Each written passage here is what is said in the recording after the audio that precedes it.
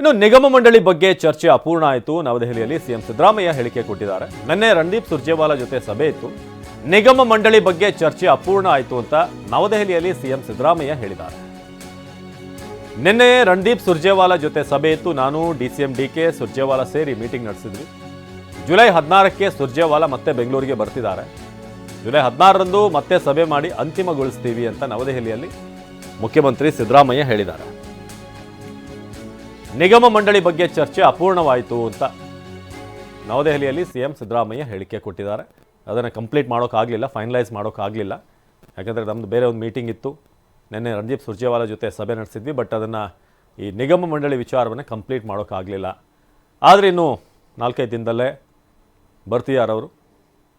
So ಆಗ ನಾವು ಚರ್ಚೆ ಮಾಡ್ತೀವಿ ಅಂತ. ಸೊ ಜುಲೈ 16ಕ್ಕೆ ಸುರ್ಜೇವಾಲಾ ಬೆಂಗಳೂರಿಗೆ ಬರಲಿದ್ದಾರೆ. ಆಗ ನಿಗಮ ಮಂಡಳಿ ಸಂಬಂಧಪಟ್ಟ ಹಾಗೆ ಒಂದು ಕ್ಲಾರಿಟಿ ಸಿಗುವಂಥ ನಿರೀಕ್ಷೆ ಇದೆ. ಅದರ ಬಗ್ಗೆ ಸಭೆ ನಡೆಸಿ ಅಂತಿಮಗೊಳಿಸ್ತೀವಿ, ಫೈನಲ್ ಮಾಡ್ತೀವಿ ಅಂತ ಸಿಎಂ ಸಿದ್ದರಾಮಯ್ಯ ಹೇಳಿದರು.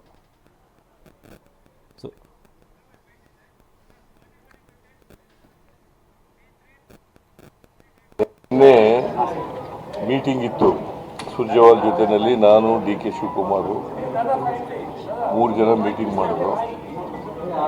ಉಳಿದಿರ್ತಕ್ಕಂಥ ಬೋರ್ಡು ಕಾರ್ಪೊರೇಷನ್ಗಳು ಅಲ್ಲಿಗೆ ನಮ್ಮ ಕಾರ್ಯಕರ್ತರನ್ನು ಚೇರ್ಮನ್ ಮಾಡಲಿಕ್ಕೆ ಚರ್ಚೆ ನಡೀತು. ಚರ್ಚೆ ಅಪೂರ್ಣ ಆಯಿತು. ಮತ್ತು ಅವರು is coming on 16th to Bengaluru.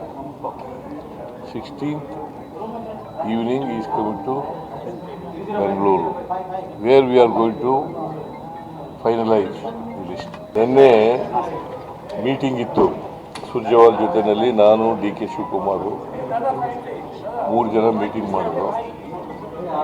ಉಳಿದಿರ್ತಕ್ಕಂಥ board ಕಾರ್ಪೊರೇಷನ್ಗಳು ಅಲ್ಲಿಗೆ ನಮ್ಮ ಕಾರ್ಯಕರ್ತರನ್ನು ಚೇರ್ಮನ್ ಮಾಡಲಿಕ್ಕೆ ಚರ್ಚೆ ನಡೀತು. ಚರ್ಚೆ ಅಪೂರ್ಣ ಆಯಿತು. ಮತ್ತು ಅವರು is coming on 16th to Bengaluru. 16th evening he is coming to Bangalore, where we are going to finalize the list. Prasanna ಈ ಬಗ್ಗೆ ಹೆಚ್ಚಿನ ಮಾಹಿತಿಯನ್ನು ನೀಡ್ತಾರೆ ನೇರ ಸಂಪರ್ಕದಲ್ಲಿ. ಪ್ರಸನ್ನ, ಈಗ ಈ ಕಾಂಗ್ರೆಸ್ನಲ್ಲಿ ಆಗ್ತಿರುವಂಥ ಬೆಳವಣಿಗೆಯನ್ನು ಗಮನಿಸಿದ್ರೆ ಸಿದ್ದರಾಮಯ್ಯನವರು ಓಪನ್ ಆಗಿ ಸ್ಟೇಟ್ಮೆಂಟ್ ಕೊಟ್ಟರು, ಮುಂದಿನ 5 ವರ್ಷ ಅಂದರೆ ಟರ್ಮ್ ನಾನು ಕಂಪ್ಲೀಟ್ ಮಾಡ್ತೀನಿ ಅಂತ. ಆದರೆ ಡಿ ಕೆ ಶಿವಕುಮಾರ್ ಅವರ ಕಡೆಯಿಂದ ಯಾವುದೇ ಪ್ರಮುಖವಾದಂಥ ಹೇಳಿಕೆ ಈ ಸ್ಟೇಟ್ಮೆಂಟ್ ನಂತರ ಬಂದಿಲ್ಲ. ಇನ್ನೊಂದು ಕಡೆ ನಾವು ನೋಡ್ತಾ ಇದ್ದೀವಿ, ನಿಗಮ ಮಂಡಳಿ ಸಂಬಂಧಪಟ್ಟಾಗಿ ಏನಾದರೂ ಫೈನಲೈಸ್ ಆಗುತ್ತಾ ಮೀಟಿಂಗ್ನಲ್ಲಿ ಅಂತ ನೋಡಿದ್ರೆ ಅದು ಕೂಡ ಇನ್ಕಂಪ್ಲೀಟ್ ಅಂತ ಸಿಎಂ ಹೇಳಿದ್ದಾರೆ. ಸೊ ಸದ್ಯಕ್ಕೆ ಡಿಸಿಎಂ ಡಿಕೆ ಅವರ ತಲೆಯಲ್ಲಿ ಏನು ಓಡ್ತಾ ಇದೆ ಥಿಂಕ್ ಟ್ಯಾಂಕ್ನಲ್ಲಿ. ಇನ್ನೊಂದು ಕಡೆ ಈ 16ಕ್ಕೆ ಸುರ್ಜೇವಾಲಾ ವಾಪಸ್ ಬಂದ ಮೇಲೆ, ಮತ್ತೆ ಬೆಂಗಳೂರಿಗೆ ಬಂದ ಮೇಲೆ ಏನು ನಿರೀಕ್ಷೆ ಮಾಡ್ಬೋದು ಅಂತ?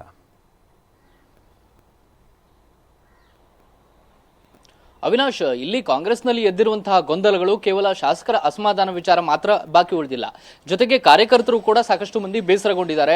ತಮಗೆ ನಿಗಮ ಮಂಡಳಿ ಅಧ್ಯಕ್ಷ ಸ್ಥಾನವನ್ನ ಹಂಚಿಕೆ ಮಾಡೋದರಲ್ಲಿ ಕಾಂಗ್ರೆಸ್ನ ನಾಯಕರು, ಅದರಲ್ಲೂ ಪ್ರಮುಖವಾಗಿ ಮುಖ್ಯಮಂತ್ರಿಗಳು ಮತ್ತು ಉಪಮುಖ್ಯಮಂತ್ರಿಗಳು ಸಾಕಷ್ಟು ವಿಳಂಬವನ್ನ ಮಾಡ್ತಿದ್ದಾರೆ ಅನ್ನುವಂತಹ ಬೇಸರ ಕೂಡ ಇದೀಗ ಹಲವಾರು ಮಂದಿ ಕಾರ್ಯಕರ್ತರಿಗೆ ಕಾಡ್ತಾ ಇದೆ.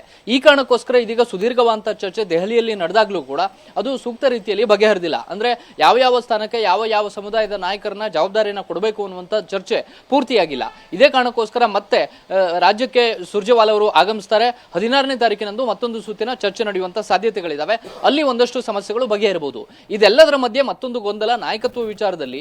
ಡಿ ಕೆ ಶಿವಕುಮಾರ್ ಅವರ ಮುಂದಿನ ನಡೆ ಏನು ಅನ್ನೋ ಬಗ್ಗೆ ಇನ್ನೂ ಕೂಡ ಒಂದು ಸ್ಪಷ್ಟ ಚಿತ್ರಣ ಸಿಗ್ತಾ ಇಲ್ಲ.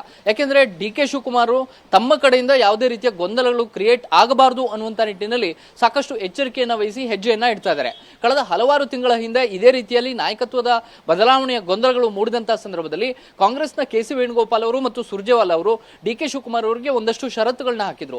ಆ ಷರತ್ತು ಏನು ಅಂತಂದ್ರೆ, ಡಿ ಕೆ ಶಿವಕುಮಾರ್ ಆಗಲಿ ಅವರ ಬೆಂಬಲಿಗರ ಕಡೆಯಿಂದಾಗ್ಲಿ ಯಾವುದೇ ರೀತಿಯ ಗೊಂದಲಗಳು ನಾಯಕತ್ವದ ವಿಚಾರದಲ್ಲಿ ಕ್ರಿಯೇಟ್ ಆಗಬಾರ್ದು.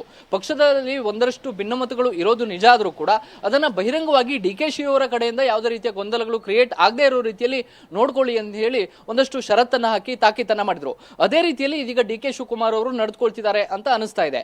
ಡಿ ಕೆ ಶಿವಕುಮಾರ್ ಅವರು ಮುಖ್ಯಮಂತ್ರಿ ಸಿದ್ದರಾಮಯ್ಯನವರ ಈ ಈ ಪೂರ್ಣಾವಧಿ ಸಿಎಂ ನಾನೇ ಆಗಿರ್ತೀನಿ ಅನ್ನುವಂಥ ಮಾತನ್ನ ಪದೇ ಪದೇ ಹೇಳಿದಾಗ್ಲೂ ಕೂಡ ನನಗೆ ಬೇರೆ ಆಯ್ಕೆ ಏನಿದೆ ಅನ್ನುವಂಥ ಪ್ರಶ್ನೆಯನ್ನ ಕೇಳ್ತಿದ್ದಾರೆ ಹೊರತಾಗಿ ನಾನು ಹಾಗೆ ಮಾಡ್ತೀನಿ ಹೀಗೆ ಮಾಡ್ತೀನಿ ಅನ್ನುವಂಥ ರೆಬೆಲ್ ಸ್ಟಾರ್ ರೀತಿಯಲ್ಲಿ ಡಿ ಕೆ ಶಿವಕುಮಾರ್ ಅವರು ವರ್ತಿಸ್ತಾ ಇಲ್ಲ.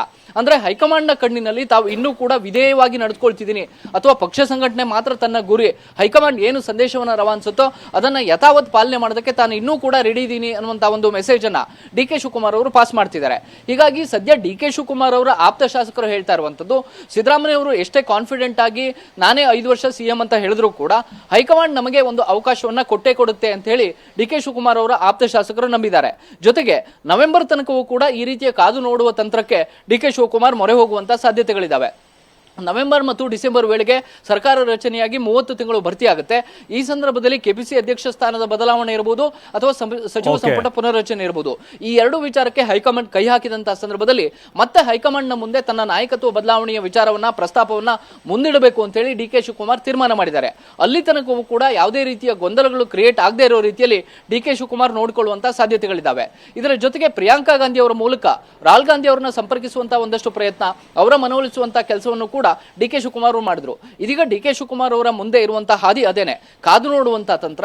ಸಹನೆಯಿಂದ ಎಲ್ಲಿಯ ತನಕ ಹೈಕಮಾಂಡ್ ತನಗೆ ಕೃಪಾಕಟಾಕ್ಷವನ್ನು ತೋರಿಸುತ್ತೋ ಅಲ್ಲಿ ತನಕವೂ ಕೂಡ ತಾನು ಪಕ್ಷದ ನಿಷ್ಠಾವಂತ ಅನ್ನುವಂಥದ್ದನ್ನ ಮತ್ತೆ ಮತ್ತೆ ಪ್ರೂವ್ ಮಾಡುವಂತ ಕೆಲಸವನ್ನ ಡಿ ಕೆ ಶಿವಕುಮಾರ್ ಮಾಡುವಂತ ಸ್ಟ್ರಾಟಜಿಗೆ ಒಂದು ತಂತ್ರಕ್ಕೆ ಮೊರೆ ಹೋದಂತೆ ಕಂಡು ಬರ್ತಾ ಇದೆ. ಅವಿನಾಶ್, ಧನ್ಯವಾದ ಪ್ರಸನ್ನ.